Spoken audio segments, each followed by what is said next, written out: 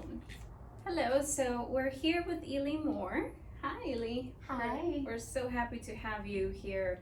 Um, she is a certified sexologist, and she's here today to talk about her new talk show on Facebook and Instagram. So I'm just gonna let her take her away and tell us about yourself and your show. Thank you for having me. My name is Ely Moore.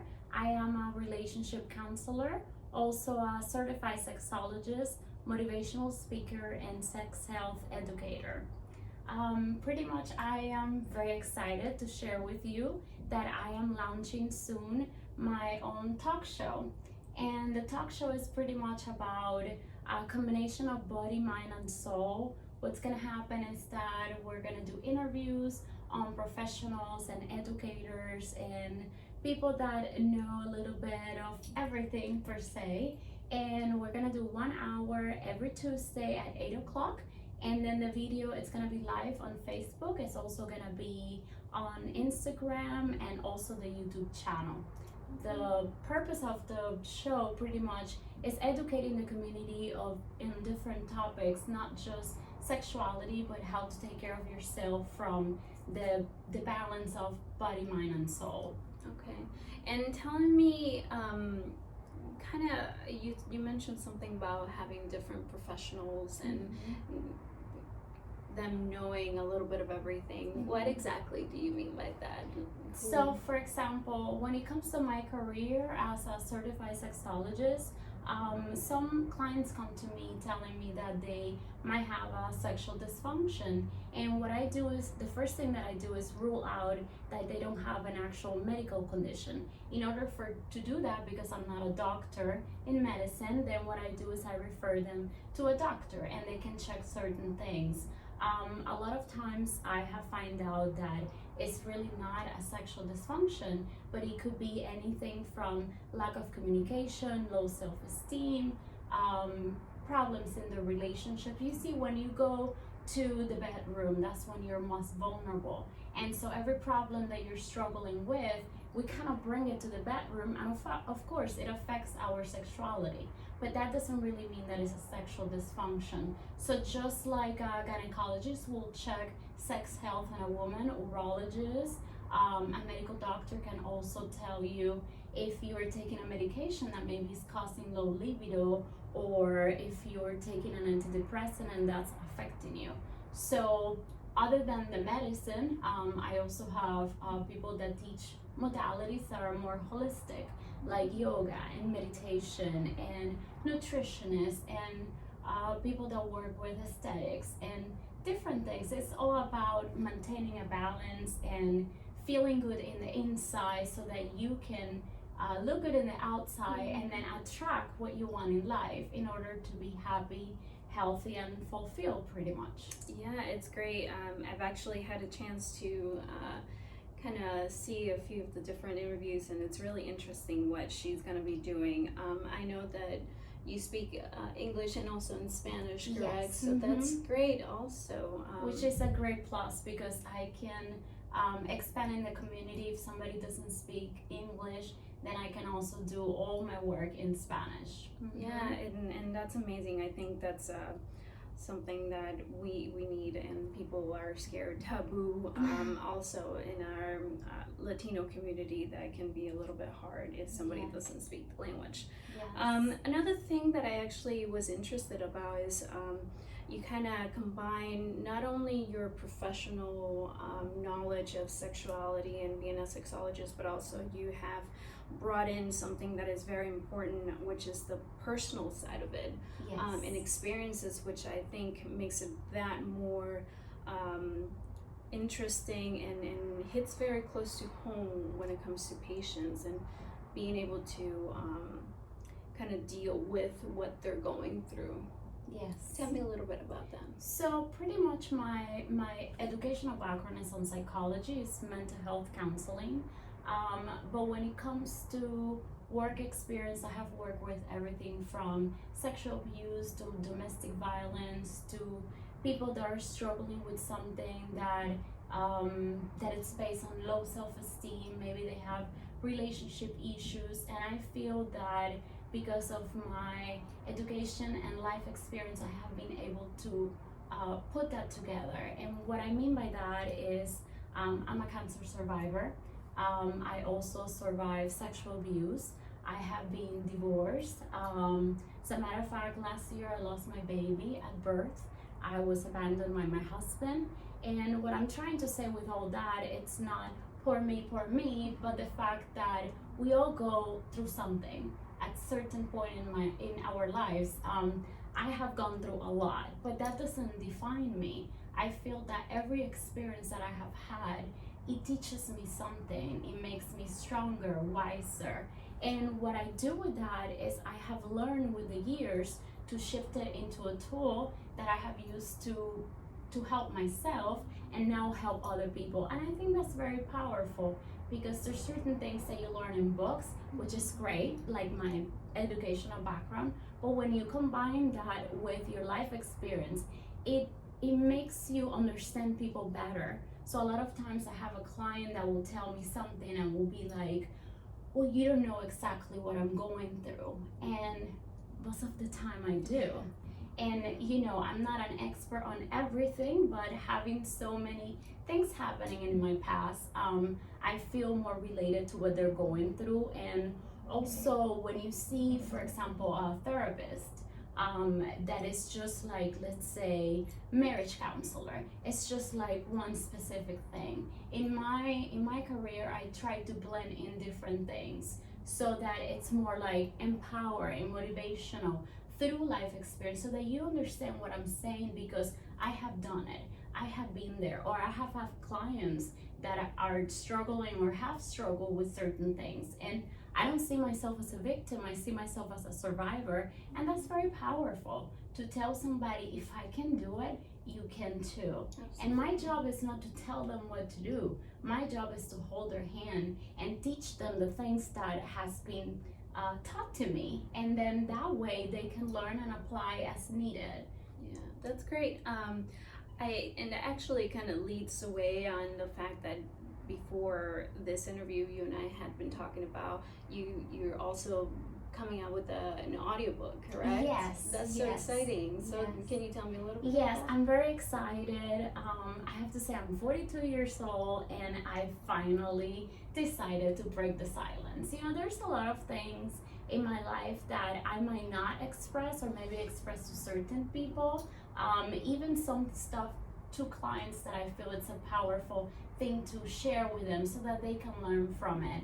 But writing a book is a whole different story, and I believe that there is a very powerful reason why I'm here. And so I want to be that voice for people that might feel embarrassed about their story, that they might feel that they're the only ones. I guess through my story, I can tell people that no matter what you go through, you can survive. You can, it's not, maybe you're a victim at a certain point, because we all are when we're struggling with something, but that doesn't define you. That can take you to the next level. And so pretty much what I have done, and with the help of a lot of people, because I have also been through therapy and many support from important mentors in my life and friends, but I have learned that those are actually powerful. Those are actually things that happen, and I might not understand everything. Like the baby probably has been the hardest thing for me to understand. But you know what? I look at other women that are not recovered yet, and I feel you never completely recover, but I'm still standing. And I feel that me telling that to another woman, it's very powerful. It's almost like saying, let me hold your hand and we're gonna do this together.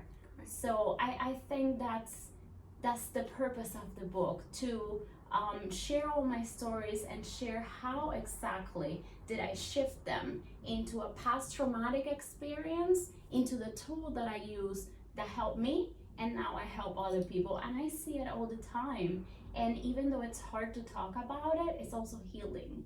I feel that if I didn't share everything that I have shared so far, I wouldn't be here. And now writing a book, it will be the next level of sharing that.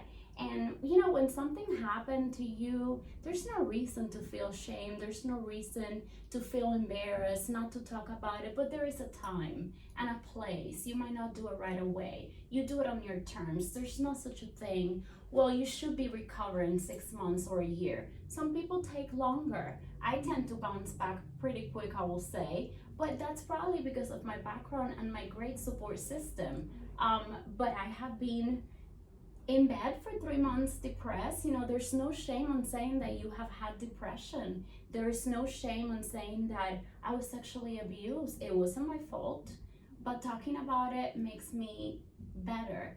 I'm healing. I'm still healing from all of that, but now I can talk about it and use it, and that's very powerful. It's very rewarding. We all work because we have to pay bills, but my work is my passion. It's who I am. So those scars, I look at them as the reminder as why I'm here and what I have been through, and that I'm a warrior. And we all have that little warrior inside. We just have to let it unleash and come out. And I think that the book that you're writing is sort of interesting because I feel that it's gonna carry out not only by the readers actually learning and moving on from their hurtful experiences, but it also will allow them to maybe teach others. Yes. And by then kind of creating a snowball effect, right? Yes. That they can do it too, and they can survive as well, just as you did, and be a powerful impact in this world. Absolutely. And that's great. I know that you also do different things, such as webinars, and I know that people, when they can't come to you, you basically come to them via the web. And, yes. So tell me how you've dealt with the clients that you can't see in person. That's the beauty of my work. I see some people in person, and some other people, some of my clients call me, or we do web video conference. So it means that it doesn't matter where I'm at, I can still take care of my clients. At the beginning, I feel it's very powerful when you meet one-on-one, but I have had clients that I have never met one-on-one, and I feel the results are really great, but it doesn't work for everybody. So what I try to do in the first appointment is find out how is that gonna work. And if they're close to me, then at least that first appointment to be in person. But for some people, it's okay. And believe it or not, for some people, it's best not to go in person because they feel really uncomfortable to face you and tell you what they're going through. However, I feel that disclosing these things about myself and my specialty make them a little more comfortable to open up than maybe talking to their doctors or their family therapist. So and do you ever feel that people get kind of your title sexologist gets misconstrued or misleading in a way? all the time. It has been a challenge for over 10 years. I do remember at the beginning, somebody asked me if I would have sex with my clients, and I got very offended because I was like, I am going through school, and school it's hard, and this is what I get, somebody to pay me for. I mean, there are other services out there, but it's not me. So if I can explain it in simple words, my sessions are talkative. I combine psychology with coaching, and then my educational background, my life experience, and what I have learned in a career over 10 years to help them. But there's no touching, there's no nudity, there's something called sex surrogacy. There's a different thing, and people tend to confuse sexology with sex surrogate. In sex surrogate, which it's more, the person is allowed to touch the client, but it's not for everyone. It's not an escort service. It's not that you pay them to have sex with them. That's not what it is. It's also a profession. Some of them are psychologists and sex surrogate, and I believe that when you are the sex surrogate, you cannot also be the psychologist of that client. So you have to pick. So usually those clients are referred to them in certain cases. And I'm going to give you an example so that people kind of understand. And this is just something I thought about. So let's say that you have a car accident and you're perfectly fine and you have sex normal, which I hate that word, but the normal way that let's put it that way. And suddenly you are paralyzed from the waist down, and you automatically think, well, I cannot have sex. So you start having problems with your husband, and then you cannot communicate, you don't feel well, then it hits the body image, the self-esteem, all of the things that we can think of. And honestly, the sex start in the brain. So if I can explain this well, the brain is the most important sexual organ that we have. So if there's not connection from here to here, then nothing happens. So having that said, there are ways. It's just learning again. You might not have sex the way that you had before, but that doesn't mean that you cannot have it. And what I teach in my practice is that sex is not just intercourse. People are so in a box of, am I gonna have an orgasm? Why can I not have one? Well, what about if you don't worry about that and you just enjoy the pleasure of sharing your sexuality with somebody that is important to you?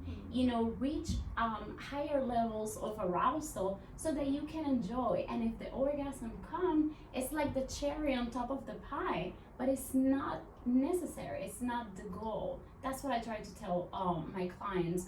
Also, we have very strong body senses, and if we can put them all in tune to that, then it's a really exquisite experience. But again, people just tend to be like genitals and orgasm.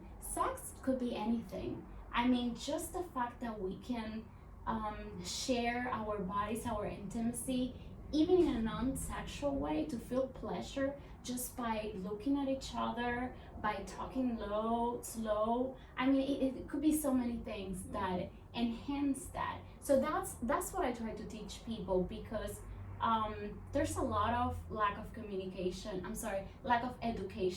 And when I said that, I feel that we can all learn. I could be a sexologist and I still learn things every day.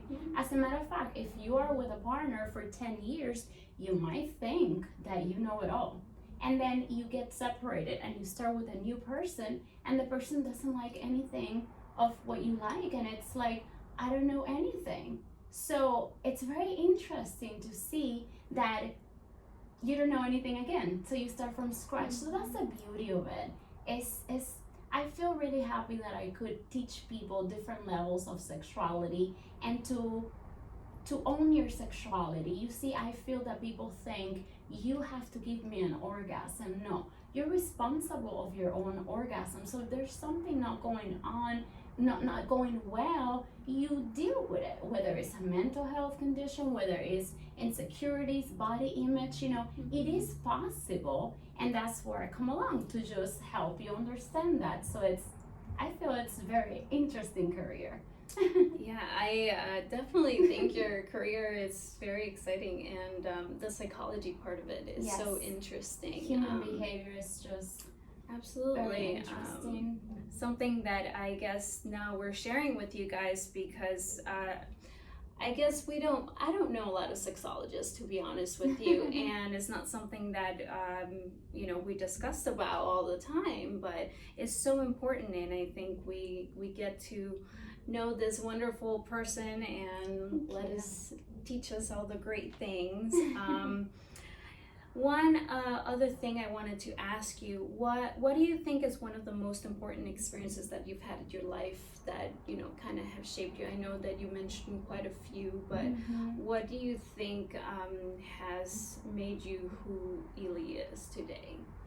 So I think surviving from cancer gave me the strength, because I was only 3 years old the first time it came, and then it came back years after. And as a little girl, you just don't know anything, but you want to play, you want to be alive. Everybody loves life, but when you're a kid, you don't worry about treatments, money, how am I gonna pay for this, insurance. So my goal was to just wake up the next day, to eat the food that I like and play. So I remember telling my mom, maybe a 4-year-old, holding her hand right before my second surgery and saying, Mom, I'm gonna be okay, don't worry about it, I promise. And you know, I look at it from like a third person now, and I said, a 4-year-old, you know, you have to have some strength. And I feel that this has made me strong, that I can maybe not survive everything. I know that it's you know, it's there, but it makes me feel stronger. And also, when I suffer from sexual abuse as a child, it started around 8 years old or so. It didn't really click until later on, because I was groomed to be a sex object, and there was no violence. There was no thing like a violent rape. So when that happens and you're a kid, you just don't know what's happening, especially when it's somebody close to you that nobody can think of it, right?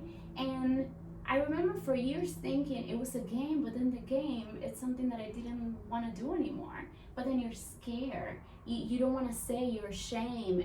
Are my parents going to believe me? What's going to happen? And then the person will be like, well, it's our secret. You're so special, I pick you. So when you go through that and you get to teenager, you really think that you're a sex object. So your sexuality is all messed up. Mm-hmm. And you feel that, well, if I like that boy, or I want this or that, I have to use my body to get it, because that's the way it is. And it's grooming you to feel that way, and it's wrong. But I didn't get it until later on. So my parents really didn't take me to a psychologist. They did ask me, but Ely being Ely, I said, no, I'm fine. I don't need it. I just want to let you know. So after that, they protected me and they make sure that it didn't happen again. But it was too many years of me not understanding. And what did I do? I file it in the subconscious part of the a subconscious part of the brain, where I didn't access that information because I didn't want to think about that. Mm-hmm. So when I married the first time at age 20, I was pretty young. I have no idea that was there. I will watch the news and see victims of, you know, sexual abuse, and I will be like, oh, I feel so bad for them. Mm-hmm. Never, not even once, I thought I'm like them, because I wasn't. That didn't happen to me, because it's a defense mechanism. You see, subconsciously, that's the word that I was looking for. Subconsciously is there, but you don't want to access, so you guard up, and it's not there. You deal with it. And for years, I thought, I'm fine. And when I got to be an adult, I realized, wow, this really affected me. So when I started in the psychology school, I was actually going for forensic psychology. Don't ask me why. But then I learned about sex therapy, and I was like, that's very interesting.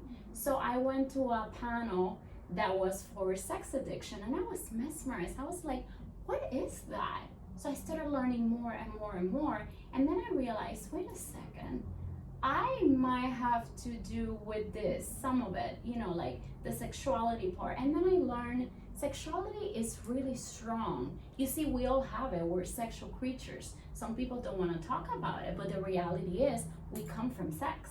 Mm-hmm. And we're sexual beings, right? And sex is almost like eating and drinking. It's something that you need. Yeah. But everybody does it on their own terms, and that's fine. But that's when I learned that I never really coped with it the way that I needed. Mm-hmm. And so as an adult, I took myself to therapy for years. And then I learned the damages that were brutal. And then I decided to be a sex therapist too. I was like, this is the career that I want.